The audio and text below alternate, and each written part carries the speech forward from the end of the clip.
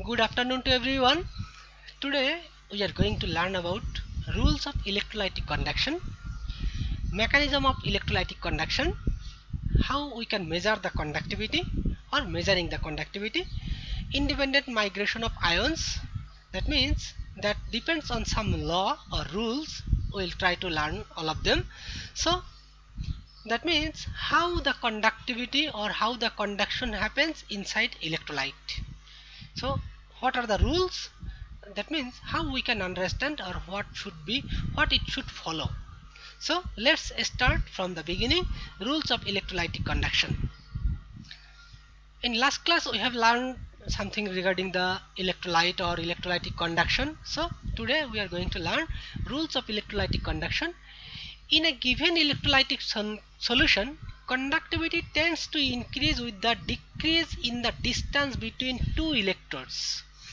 এখন আগের ক্লাসের যে এইগুলো একটা ফিগার দেখাতে হয়, কোথায় কত দূর গেল, কাজ করছে না কেন?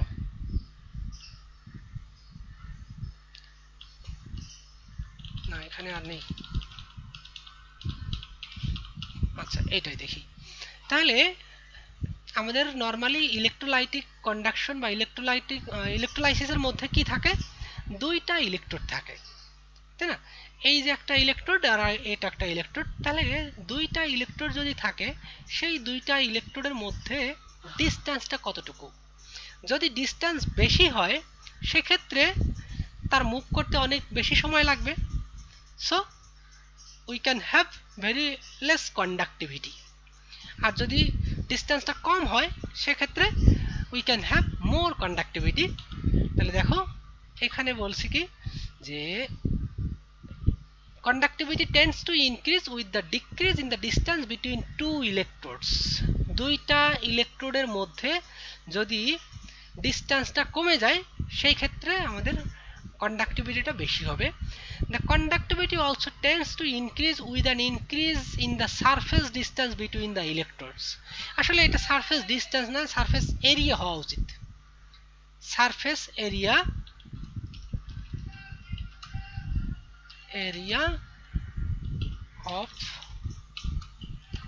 of the electrodes, মানে আমাদের যে ইলেকট্রোড নিচ্ছি, এই যে ইলেকট্রোড, এই ইলেকট্রোডের যদি সারফেস এরিয়াটা বেশি হয় তাহলে সেক্ষেত্রে কি হতে পারবে? বেশি আয়ন ক্যাপচার করতে পারবে। সো বেশি আয়ন যদি ক্যাপচার করতে পারে দেন দ্য কন্ডাক্টিভিটি উইল ইনক্রিজ। তো সেক্ষেত্রে যে ইলেকট্রোডের সারফেস এরিয়া যত কম তার কন্ডাক্টিভিটি উইল মেজার লেস। আর যদি বেশি হয় সেক্ষেত্রে আমরা এটার এই কন্ডাক্টিভিটিটা বেশি হবে। Analytes concentration increase the conductivity of electrolytic solution. তাহলে অ্যানালাইট কনসেন্ট্রেশন মানে আমরা যে অ্যানালাইটটা, যে সলিউটটা অথবা যার কন্ডাক্টিভিটি মেজার করতে চাই, তাহলে তার যদি কনসেন্ট্রেশনটা বেশি হয়, মোর নাম্বার অফ আয়ন্স থাকবে। Analytes concentration increase the conductivity of electrolytic solution. Electrolyte nature changes the conductivity, মানে বিভিন্ন ধরনের ইলেকট্রোলাইট, যদি কখনো আমরা ওয়াটার নিচ্ছি, কখনো সুগার মিক্সার নিলাম অথবা গ্লুকোজের মিক্সার নিলাম, তো সেক্ষেত্রে ভিন্ন ভিন্ন ইলেকট্রোলাইট নিলে তাদের কন্ডাক্টিভিটি ডিফারেন্ট হবে, এটা ন্যাচারাল। তাহলে আমরা মোটামুটি চারটা জিনিস দেখলাম যে দুইটা ইলেকট্রোডের মধ্যে যদি ডিস্টেন্সটা কম হয় সেক্ষেত্রে বেশি কন্ডাক্টিভিটি পাবো, যদি ইলেকট্রোডগুলোর সারফেস এরিয়া বেশি হয় সেক্ষেত্রে কন্ডাক্টিভিটি বেশি পাবো। অ্যানালাইটস কনসেন্ট্রেশন মানে অ্যানালাইটের কনসেন্ট্রেশন যদি বেশি হয়, যেই অ্যানালাইটটা আমরা এস্টিমেট করতে চাই কন্ডাক্টিভিটি, তার কনসেন্ট্রেশন যদি বেশি হয়, নাম্বার অফ মলিকুলস বা number of ions will be generated more, therefore we will get higher conductivity. And electrolyte nature, যে ভিন্ন ভিন্ন ইলেকট্রোলাইটের কন্ডাক্টিভিটি ভিন্ন হবে। It is very simple because all the molecules or all the compounds are different and they have their different chemical properties, so they will have different characteristics or tendency to do the ionization, মানে ionisation হওয়ার জন্য ভিন্ন ভিন্ন, মানে কোনোটা ভালো তাড়াতাড়ি ionise হবে আর একটা খুব স্লো হবে, অথবা কোনোটা পার্শিয়ালি আয়োনাইজ হবে, কোনোটা কমপ্লিটলি আয়োনাইজ হবে। So depending on the nature of that electrolyte we will get the conductivity different. So how does the presence of strong or weak electrolytes affect the degree of increase in conductance? তাহলে এখন একটা প্রশ্ন, how does the presence of strong or weak electrolytes, যদি strong অথবা week electrolytes এর presence, যে how does the presence of a strong or weak electrolyte affect the degree of increase in conductance, মানে strong electrolyte থাকলে কি conductivity বেশি হবে না উইক ইলেকট্রোলাইট থাকলে কন্ডাক্টিভিটি বেশি হবে, সেইটা আমরা এখানে একটু দেখব। How does the presence of a strong or weak electrolytes effect the degree of increase in conductance? As the level of dilution of an electrolytic solution increases, electrolytic solution, মানে এটা কিন্তু ইলেকট্রোলাইট নয়, ইলেকট্রোলাইটিক সলিউশন যেটা, যেটা মোটামুটি আমরা ধরতে পারি যে সলভেন্ট হিসেবে সোজা কথায়। As the level of dilution of an electrolytic solution increases, the number of ions present in the solution can be assumed to be greater, which is why their mobility to the electrodes is also considered to be higher. মানে একটা কথা হলো যে আমরা একটু আগে বলেছিলাম যে ইলেকট্রো অ্যানালাইটের কনসেন্ট্রেশন বেশি হলে number of molecules or number of ions will be more, therefore we can have more conductance. But যদি এখন ইলেকট্রোলাইটিক সলিউশনের কথা বলি, ইলেকট্রোলাইটিক সলিউশনের যদি ডেনসিটি অর ডাইলুশন মানে হলো বেশি পরিমাণ এটাকে ডাইলুট করা, তো সেক্ষেত্রে if the dilution of the electrolytic solution increases, সেক্ষেত্রে এই যে আয়নগুলো আছে এই আয়নগুলো মুভ হওয়ার জন্য বেশি স্পেস পাবে এবং খুব সহজেই মুভ করতে পারবে। therefore we can assume that the conductivity, which is why their mobility to the electrodes is also considered to be higher, thus the degree of conduction in such solution will be higher. তাহলে সেক্ষেত্রে আমরা বললাম কি যে যদি কোনো electrolytic সলিউশনের ডাইলুশনটা বেশি হয় সেক্ষেত্রে কি হবে, the ions will get more space to move towards the electrode faster, therefore the conductivity will be higher. On the other hand, a concentrated solution would present a lower chance for ions to mobilize around the electrolytes. কিন্তু যদি মানে concentrated solution হয়, concentrated solution হলে সেক্ষেত্রে কি হবে, ওই ইলেকট্রোডের চারপাশে আয়নগুলো মুভ করার কিন্তু আর সুযোগটা কমে যাবে। হ্যাঁ, সেখানে এটা বললাম যে যদি কনসেন্ট্রেটেড সলিউশন হয় সেক্ষেত্রে ইলেকট্রোডের চারপাশে আয়নগুলো মুভ করার স্পেস কম পাবে অথবা বাধা পাবে, therefore the conductivity, conclusively conduction would not be as high as in the case of diluted solution. সেক্ষেত্রে ওই যে বললাম যে প্রথমটাই বলেছি যদি ইলেকট্রোলাইটিক সলিউশনের ডাইলুশনটা অনেক বেশি হয় then the ions can move easily towards the electrode, so the conductivity will increase. And in case of concentrated solution, in that case what will happen, the ions will aggregate towards the ইলেকট্রোডের চারপাশে এটা কি হবে আয়নগুলো মানে আটকে থাকবে, so that the conductivity or the movement or mobilize of the ions will be hindered, so the conductivity will be less. Thus the number of ions present in a solution is highly indicative of the conductance of a given solution. মানে কোনো একটা সলিউশনে কতটা ion আছে তার উপরে base করে কিন্তু তার কন্ডাক্টিভিটিটা এস্টিমেট করা হয়। তো সেক্ষেত্রে যদি মানে আয়নগুলো বেশি থাকে সেক্ষেত্রে তার কন্ডাক্টিভিটি অনেকটা কম হবে, আর যদি সাফিসিয়েন্ট থাকে বা ডাইলুটেড থাকে সেক্ষেত্রে ফ্রিলি মুভ করতে পারবে towards the electrode, so that you can get more conductivity. এখন মেকানিজমটা কি, মেকানিজম অফ ইলেকট্রোলাইটিক কন্ডাকশন, তো কিভাবে এটা হয়, তাহলে এই হলো আমাদের একটা ইলেকট্রোকেমিক্যাল সেল আর দুইটা ইলেকট্রোড আর এখানে আছে ইলেকট্রোলাইটিক সলিউশন। তো একটাকে ক্যাথোড বলি আর একটাকে অ্যানোড বলি। তাহলে ক্যাথোডের সাইন একটা নেগেটিভ, ক্যাথোডের সাইন হলো কি ইয়েস, ক্যাথোডের সাইন নেগেটিভ আর অ্যানোডের সাইন পজিটিভ। তাহলে সেক্ষেত্রে এই যে ক্যাথোডের দিকে পজিটিভ চার্জগুলো বা পজিটিভ আয়নগুলো, it will be attracted towards cathode, and অ্যানোডে কি হবে, দ্য নেগেটিভ আর charges or negative ions will be attracted to the anode. তাহলে the first successful mechanism of electrolysis was put forward by R Clausius. He made the following assumptions. কতগুলো idea উনি করছেন যে এইভাবে ব্যাকটেরিয়া মানে এগুলো মেকানিজমটা হতে পারে বা ইলেকট্রোলাইটিক কন্ডাকশনটা কিভাবে হয়। In solution the electrolytes are automatically split into ions. যেটা আমরা চিন্তা করে থাকি যে যদি একটা স্ট্রং ইলেকট্রোলাইট হয় তা সেক্ষেত্রে মানে ওই অ্যানালাইটটা যদি তুমি ডিজলভ করো, কোনো কিছুতে ডিজলভ করো অথবা এটাকে মেল্ট করো, then you will find that the ions automatically split into ions. মানে molecule will automatically split into ions, তার মানে তার ভিতরে যে পজিটিভ আয়ন নেগেটিভ আয়ন থাকবে সেগুলো আলাদা হয়ে যাবে। The ions exist only for short interval and equilibrium exists between the ions and undissociated molecules। মানে আয়নগুলো আসলে বেশি সময় ধরে পাওয়া যায় না, খুব অল্প সময়ের জন্য আয়নগুলো থাকে এবং সেটা একটা নির্দিষ্ট সময় বা after very short period of time এটা কি করে আয়ন এবং আনডিসোসিয়েটেড মলিকুলস, মানে একটা মলিকুল থেকে দুইটা আয়ন পাওয়া যাবে, এটা স্বাভাবিক, একটা পজিটিভ আয়ন একটা নেগেটিভ আয়ন। তাহলে এইরকম একটা আয়ন থেকে একটা মলিকুল থেকে দুইটা আয়ন, আবার ওই দুইটা আয়ন কনজুগেট করে আয়ন মলিকুলটা তৈরি করতে পারে।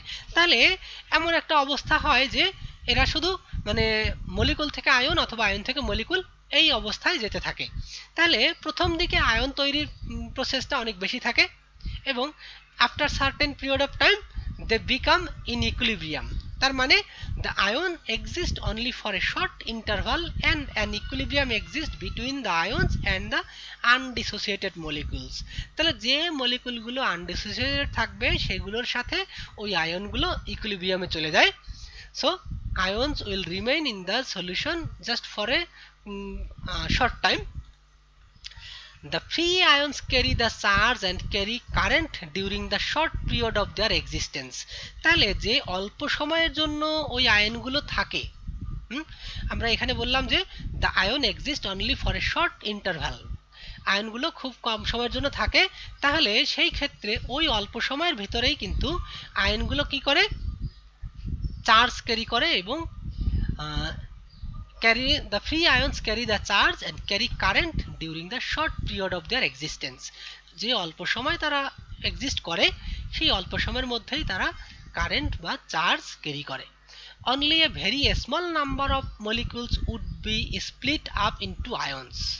মানে যদি অনেকগুলো মলিকুল নেওয়া হয় সেখান থেকে মাত্র অল্প কিছু সংখ্যক মলিকুল কি হবে আয়নে কনভার্ট হবে। As the ions are removed by discharge at the electrodes or recombination, fresh molecules break up into the ion in order to maintain the equilibrium। মানে আমরা বললাম কি যে অল্প সংখ্যক কিছু আয়ন তৈরি হবে, মানে অল্প সংখ্যক মলিকুল, এটা তাই যদি না হতো সেই ক্ষেত্রে আমরা কি করতাম যে আমাদের ব্যাটারি বা ড্রাই সেলগুলো আমরা অনেক দিন ধরে ব্যবহার করি, যে বাজার থেকে একটা ব্যাটারি কিনে আনলাম, সেখানে যে কেমিক্যালসগুলো দেওয়া থাকে সেই কেমিক্যালসগুলো প্রত্যেকটা যদি একই সাথে বিক্রিয়া করত তাহলে ওই দিন সেকেন্ডের মধ্যে আমাদের ওই ব্যাটারির চার্জ শেষ হয়ে যেত।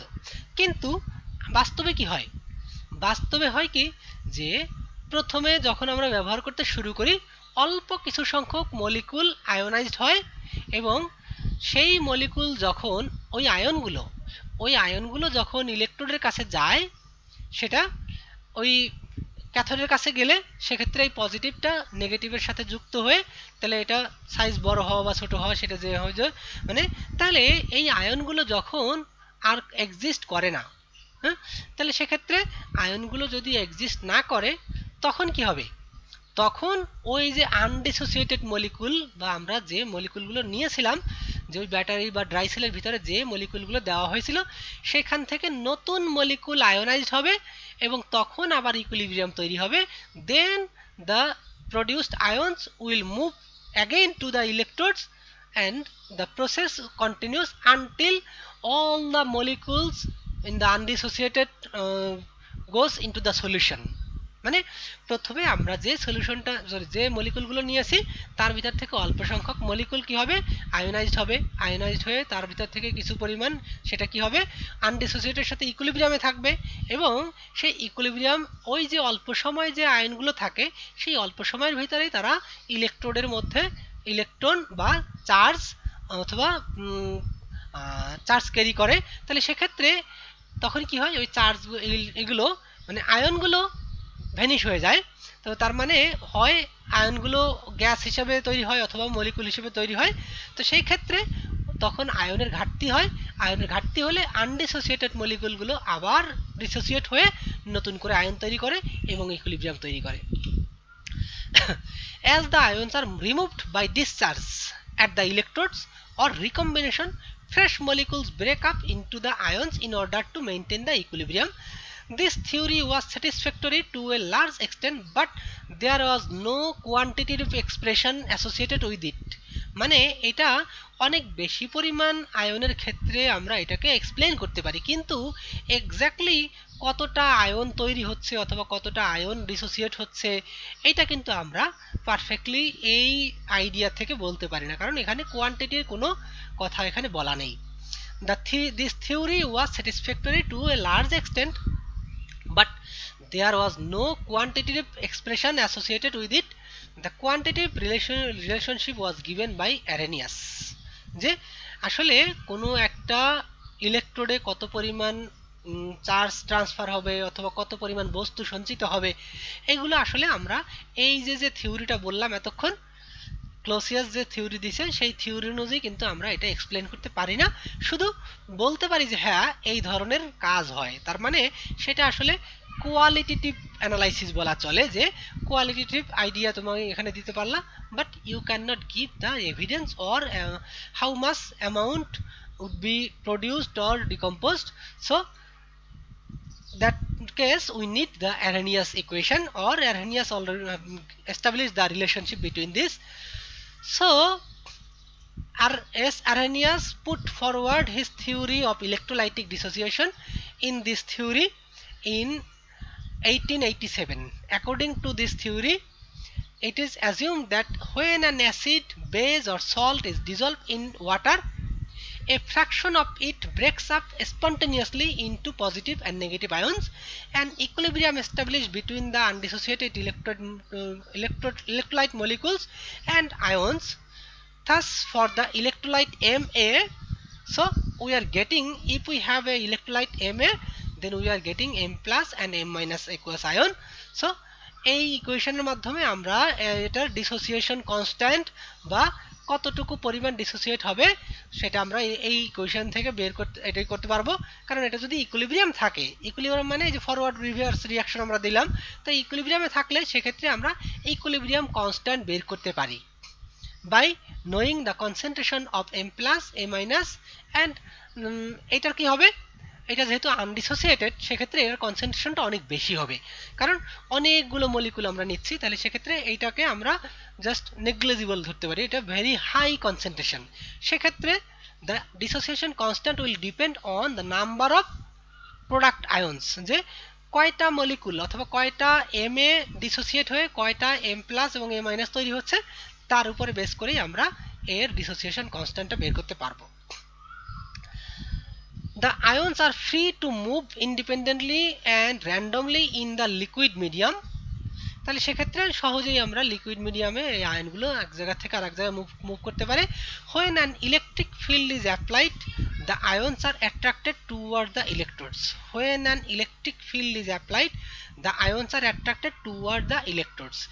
এই যে দেখো এখানে এই যে আসলে আমরা এইখানে এটা যদি ইলেকট্রোলাইসিস করতে চাই, then we need to apply some electricity, মানে তার মানে কি আসলে আমরা একটা ইলেকট্রিক ফিল্ড অ্যাপ্লাই করছি এখানে। তা ইলেকট্রিক ফিল্ড যদি অ্যাপ্লাই করি, তো এখানে আসলে ইলেকট্রন ফ্লো হচ্ছে, যে কারণে একটা ফিল্ড তৈরি হচ্ছে। সেই ইলেকট্রিক ফিল্ডের কারণেই কিন্তু এইখানে যে চার্জগুলো ছিল পজিটিভ বা নেগেটিভ আয়ন, সেই চার্জগুলো কি হবে ইলেকট্রোডের দিকে যাবে বা ইলেকট্রোড দ্বারা অ্যাট্রাক্টেড হবে based on what are the charges of the electric field, মানে কোন জায়গার চার্জ বা কোন জায়গার ইলেকট্রিক ফিল্ডটা কেমন তার উপরে বেস করে আমরা এই যে ইলেকট্রোডে পজিটিভ বা নেগেটিভ আয়ন পাবো। When an electric field is applied, the ions are attracted towards the electrode. The positive ions, called cations, going to the cathode, and negative ions, called anions, to the anode. At the electrodes, the ions give up. At the electrode, the ions give up their charge and are liberated. মানে ইলেকট্রোডগুলোর মধ্যে কি হয়, ইলেকট্রোডে গেলে এই যে আমাদের যে electrode আছে এই ইলেকট্রোডে কি হয়, এই ক্লোরাইড কি করবে, ওই ইলেকট্রনটা এই ইলেকট্রোডে দিয়ে দিবে, তখন কি হবে, ক্লোরিন অ্যাটম তৈরি হবে। তাহলে ক্লোরিন অ্যাটম, দুইটা ক্লোরিন অ্যাটম একসাথে মিলে একটা ক্লোরিন মলিকুল তৈরি করবে, এই যেটা আমরা ক্লোরিন গ্যাস হিসেবে এখানে পাচ্ছি। আবার এইখানে যদি সোডিয়াম প্লাস থাকে অথবা হাইড্রোজেন প্লাস থাকে, তাহলে এই ক্যাথোডে আমরা কি পাবো, যেহেতু এখানে H2O আছে, H প্লাস আছে, OH মাইনাস আছে, আবার Na প্লাস আছে, তাহলে Na প্লাস এবং H প্লাস এই দুইটা, আর এখানে আসার কথা কি Cl মাইনাস আর OH মাইনাস, তাহলে OH মাইনাস এবং Cl মাইনাস এই দুইটার মধ্যে থেকে একটা এই অ্যানোডের দিকে যাবে, আর H প্লাস এবং Na প্লাস এই দুইটার মধ্যে থেকে একটা এই ক্যাথোডে যাবে। তাহলে এখন কোনটা আগে যাবে সেটা কিন্তু আমরা ওই যে ইলেকট্রোকেমিক্যাল সিরিজ বলেছিলাম, যেখানে সেই ইলেকট্রোকেমিক্যাল সিরিজে যার পজিশন যত উপরে সে তত আগে হবে, মানে লিবারেট করবে। তো সেই জন্য এখানে আমরা পাচ্ছি কি, এই হাইড্রোজেনটা সোডিয়ামের থেকে একটু উপরে থাকার কারণে এই হাইড্রোজেনটা আগে এই ক্যাথোডে যাবে, এবং সেই ক্ষেত্রে হাইড্রোজেনটা আমরা হাইড্রোজেন গ্যাস হিসেবে আগে পাবো। তাহলে at the electrodes the ions give up their charge and are liberated. তাহলে সেক্ষেত্রে এর ভিতরে যে চার্জটা ছিল সেই চার্জ কিন্তু আর থাকবে না, তখন the charge are এবং চার্জটা হয়ে যাবে, মানে নিউট্রালাইজ হয়ে যাবে, এবং তখন সেটা হয় গ্যাস বা মলিকুল অথবা সলিড, যে কোনো ভাবে এটা লিবারেট করে যাবে। By postulating that the fraction of the electrolyte dissociated increased when the solution was diluted, Arrhenius was able to explain, তাহলে সলিউশনটা যদি ডাইলিউট করা হয় তাহলে তার সাথে এটা relation. By postulating the fraction of the electrolyte dissociated increased when the solution was diluted, Arrhenius was able to explain the concentration variation of conductance, মানে কনসেন্ট্রেশন চেঞ্জের ফলে তার কন্ডাক্টিভিটিটা কিভাবে চেঞ্জ হয়, অ্যারেনিয়াস সেটা এক্সপ্লেন করতে পারছেন। Arrhenius gathered support for his theory from Van 't Hoff's investigation of the colligative properties of solutions. তো সেক্ষেত্রে অ্যারেনিয়াস কি করতে পারছে, যে একটা সলিউশনকে অথবা একটা ইলেকট্রোলাইটকে ডাইলিউট করা হলে তার কন্ডাক্টিভিটিটা কিভাবে পরিবর্তন হয় সেটা উনি একটা রিলেশনের মাধ্যমে এক্সপ্লেন করতে পারছেন। When you apply a voltage across electrodes immersed in an electrolytic solution, আমরা এই যে যখন ইলেকট্রিসিটি দিচ্ছি তার মানে একটা ভোল্টেজ অ্যাপ্লাই করছি, তাই না? সেই ক্ষেত্রে when you apply a voltage across electrodes immersed in an electrolytic solution, simply put a solution with free ions. Ions of the electrolyte move to those electrodes carrying the opposite charge. It is now believed that once electrolytes are placed in water, the ions separates. মানে আমরা প্রথম যে স্টেটমেন্টটা বলেছিলাম, এই যে ক্লোসিয়াসের statement, যে যখন কোনো একটা সলিউশন কোনো একটা কম্পাউন্ড সলিউশনে গেলে স্পন্টেনিয়াসলি কি হয়, আয়ন তৈরি করে, সেই কথাই বলছে। It is now believe that once electrolytes are placed in water the ion separate, the ions get surrounded by water molecules and oppositely charged ions which form what is called an ion atmosphere. When electricity is passed through the solution, ions with their ion atmosphere move to electrodes with opposite sign. তাহলে আমরা এখানে যে যত রকমের ion থাকবে, তো সেখানে একটা আয়নের অ্যাটমসফিয়ার তৈরি হলো, সেই আয়নের অ্যাটমসফিয়ারের মধ্যে যেগুলো পজিটিভ চার্জ হবে সেগুলো যাবে ক্যাথোডে, আর যেগুলো নেগেটিভ চার্জ হবে সেগুলো যাবে অ্যানোডে। তবে কোনটা আগে যাবে আর কোনটা পরে যাবে, that will be determined by the position of the that corresponding ions in the electrochemical series. এখন আমরা কন্ডাক্টিভিটিটা কিভাবে মেজার করতে পারি, যে কোনো একটা সলিউশনের কন্ডাক্টিভিটিটা কিভাবে আমরা মেজার করতে পারি, তার জন্য আমাদের দুইটা ডিফারেন্ট মেথড আছে। এই যে আমি দুইটা ফিগার দেখাইছি, আসলে কি এই হলো একটা কন্ডাক্টোমিটার।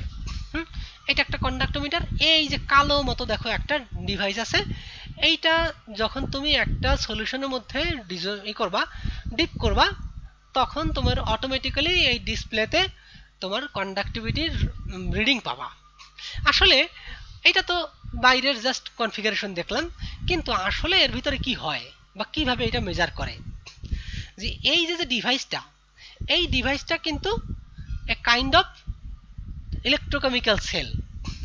এইটা তাহলে এইটার ভিতরে কিন্তু দেখবা যে দুইটা প্লেট আছে। এই যে আমি যেমন দেখাইছি, যে এই যে একটা ইলেকট্রোড, এইটা একটা ইলেকট্রোড, ঠিক এখানেও ওরকম দুইটা ছোট ছোট ইলেকট্রোড এটার মধ্যে থাকে। এবং যখন তুমি এই ইলেকট্রোড দুইটাকে কোনো একটা সলিউশনে ডিপ করবা, তখন সেই সলিউশনের ক্যারেক্টারিস্টিক্স অনুযায়ী যে যত নাম্বার অফ আয়ন্স থাকবে তার উপরে বেস করে আমরা এই ডিসপ্লেতে একটা রিডিং পাবো।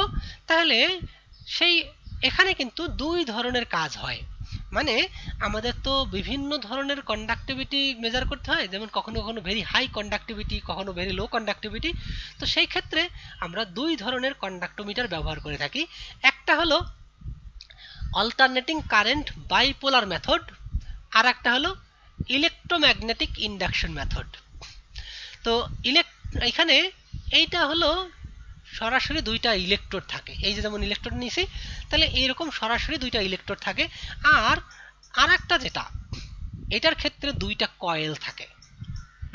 তাহলে কয়েল থাকে সেই ক্ষেত্রে, আর এটার মধ্যে এটা হলো জাস্ট পিওর ইলেকট্রোড থাকে, যে কারণে নর্মালি আমরা এই যে এই মেথডের মাধ্যমে যদি কোনো একটা সলিউশনের কন্ডাক্টিভিটি খুব লো হয় তাও কিন্তু ডিটারমিন করতে পারি। তাহলে সেক্ষেত্রে তবে একটা সমস্যা, যে এইটা দিয়ে এই ধরনের ইলেকট্রোড বা এই ধরনের ডিভাইস দিয়ে বা এই ধরনের কন্ডাক্টোমিটার দিয়ে আমরা খুব হাই কন্ডাক্টিভ কোনো কম্পোনেন্টের কন্ডাক্টিভিটি মেজার করতে পারি না। কারণ কি, তখন এই যে ইলেকট্রোডগুলো আছে সেই ইলেকট্রোডগুলো নিজেরাই ডিজলভ হয়ে যেতে পারে। এই কারণেই মানে ওই ইলেকট্রোডগুলো ক্ষয়ে যেতে পারে, যে কারণে আমরা খুব ভেরি হাই কন্ডাক্টিভ কোনো কম্পোনেন্টের কন্ডাক্টিভিটি মেজার করতে পারি না। আমাদের কি করতে হবে তখন, এই ধরনের কয়েল, এই কয়েল ইউজ করব এবং সেখানে আমরা অল্টারনেটিং কারেন্ট পাওয়ার সাপ্লাই দেব। যে তাহলে এখানে যদি কয়েল থাকে, সেই কয়েল আমরা ইলেকট্রিক সাপ্লাই দিলাম, ইলেকট্রিক সাপ্লাই দিলে যত পরিমাণ আয়ন সলিউশনের মধ্যে থাকবে তার উপরে বেস করে আমরা আর একটা সিগন্যাল ভোল্টেজ পাবো। তাহলে দুইটা কয়েল, এইটা হলো আমরা কারেন্ট দিচ্ছি, আর এর ভিতরে একটা কি আছে, সলিউশন আছে বা ইলেকট্রোলাইট আছে।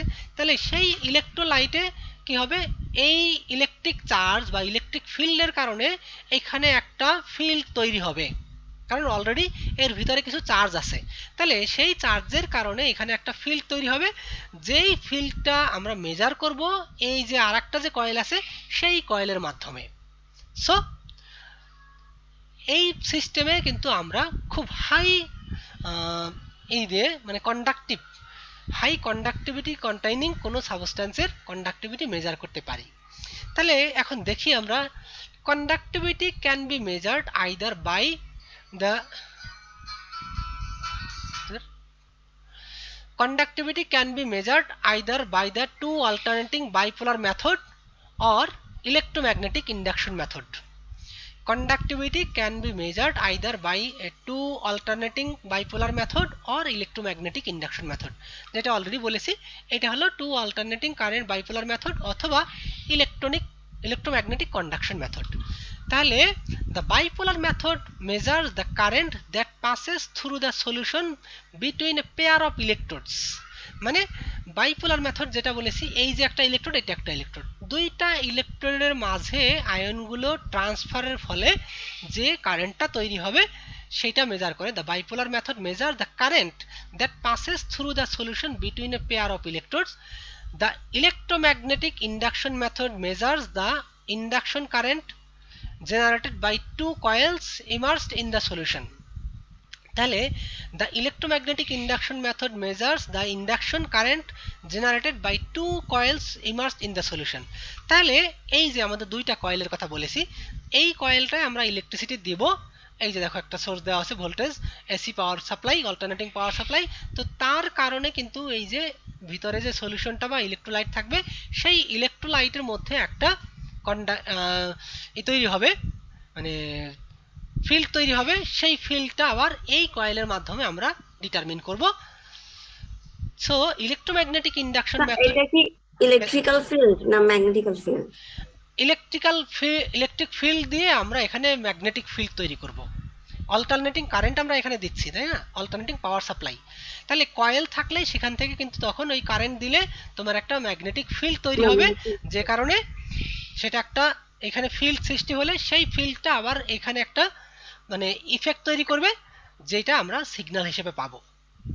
আপনি ডট দিয়ে যেটা দেখিয়েছেন, হ্যাঁ, এটা কি ইলেকট্রিক, এটা কি ফিল্ড বলতে চাচ্ছেন? এটা একটা ম্যাগনেটিক ফিল্ড তৈরি হচ্ছে। যে চার্জগুলো আছে না, এই চার্জগুলো যে ইলেকট্রোলাইট সলিউশনের মধ্যে, তাই না, সলিউশনের মধ্যে যে চার্জগুলো থাকবে সেটার কারণ সেটা দিয়ে একটা ম্যাগনেটিক ফিল্ড তৈরি হবে। ঠিক আছে, আচ্ছা ওকে। তাহলে the conductivity meters that use the bipolar method have a simple structure allowing the creation of a compact measurement system। মানে খুব অল্প পরিমাণ সলিউশন নিয়েই কিন্তু তুমি ওটার কন্ডাক্টিভিটিটা মেজার করতে পারো, কারণ এর ভিতরে আমরা যে ওই যে ডিভাইসটা দেখাইছি, এই ডিভাইসটা জাস্ট ছোট একটা ডিভাইস। আমাদের একটা পেন, মোটামুটি পেন বা পেনের থেকে একটু বড়, নর্মালি একটা মার্কারের মতো মোটামুটি, তো মার্কারের মতো সাইজ। তো সেক্ষেত্রে এটা তুমি এই যে ছোট্ট একটা পেপার কাপের মধ্যে, এই যে একটা প্লাস্টিক কাপ অথবা পেপার কাপ, এর ভিতরে একটা সলিউশন নিয়ে তার ভিতরে তুমি এটা ডিপ করতে পারো, automatically you can get the result.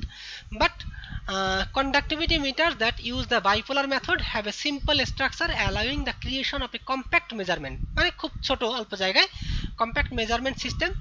They are also good for measuring low conductivity aqueous solutions such as pure water।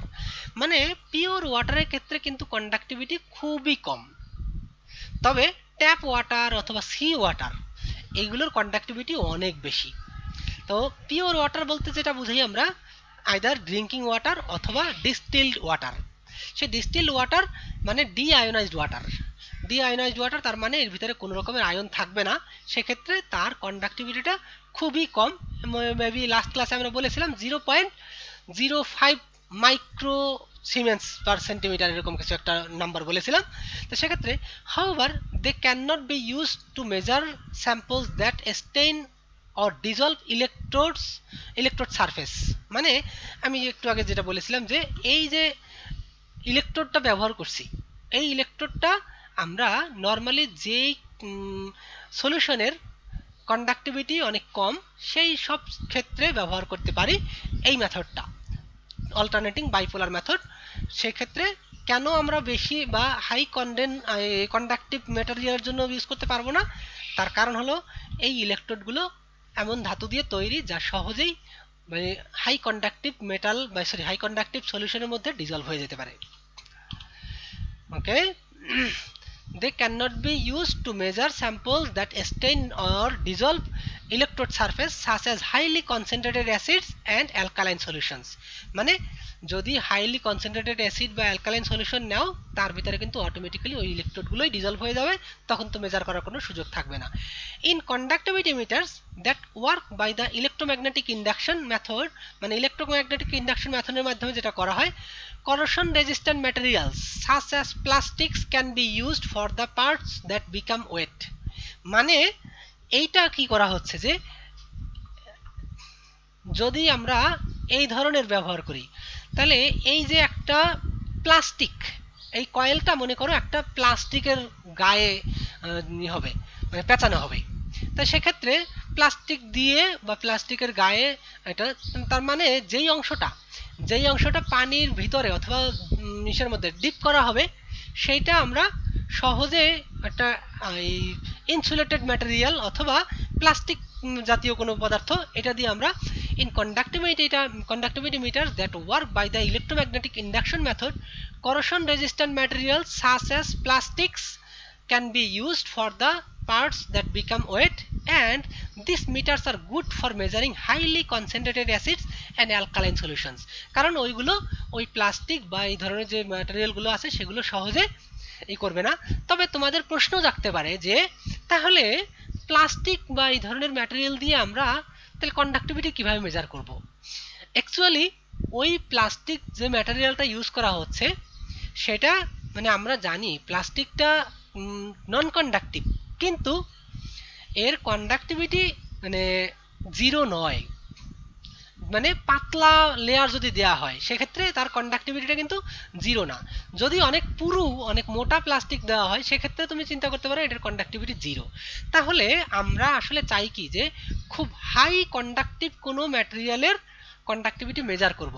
তাহলে ওই প্লাস্টিক দিয়ে যদি একটা লেয়ার দেয়া হয় তাহলে অলরেডি ওই প্লাস্টিকটা কতটা রেজিস্ট করতে পারবে সেটা ওই ইনস্ট্রুমেন্টে ক্যালিব্রেশন হিসেবে দেওয়া থাকে যে হ্যাঁ ওই প্লাস্টিকটা অলরেডি এতটা কন্ডাক্টিভিটি রেজিস্ট করতেছে।